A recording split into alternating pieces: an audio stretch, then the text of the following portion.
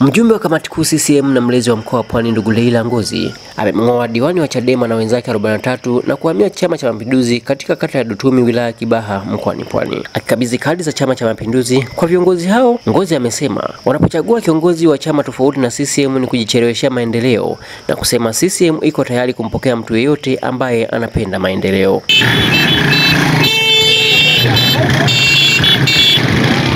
Daktari Samia hajawahi kusema uongo popote, na ndio maana alipochukua kijiti alitekeleza miradi mikubwa ambayo iliyoachwa na mtangulizi wake.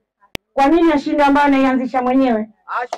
Ashindwe. Mimi nikiwa mlezi wenu wa mkoa wa Pwani, niwaahidi nitarudi tena Dutumi ili mje mnisuke kama maendeleo hapa Dutumi hayajaongezeka, kwa sababu naamini yapo, sio kama hayapo, ila tu yalikuwa yaende mbele kwa sababu huyu bwana alikuwa hataki kukaa na kusema nini kinamsibu.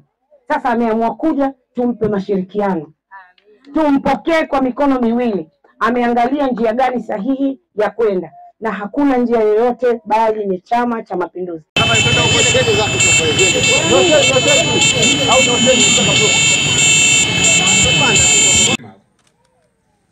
Tuwe wamoja, tushikamane. Kipindi cha uchaguzi, tunakwenda katika uchaguzi. Hakuna kipindi muhimu cha msingi katika chama chetu kama ibara ya 5 ya katiba. Lengo letu kubwa kushika dola. Na hatuwezi tukawa na dola kama hatujakuwa na umoja. Lazima tuwe na umoja na mshikamano. Na mimi naamini Dutumi ina umoja na mshikamano. Mbunge wa jimbo la Kibaha vijijini Mheshimiwa Michael Mwakamu amesema ilikuwa ni kiu ya muda mrefu kuona wanachama hao wa kambi ya upinzani wanarudi nyumbani, kwani mwenda kwao si mtoro. Nimepita kila kona kwa shughuli mbalimbali za kuitekeleza ilani.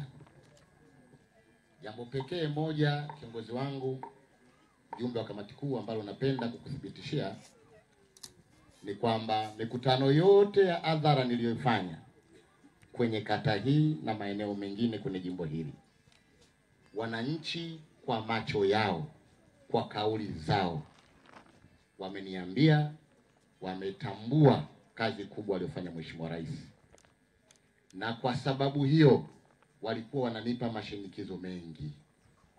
Hata hili la surprise ilikuwa linajitokeza kwenye mikutano, wakinitisha kuniambia tunalihitaji.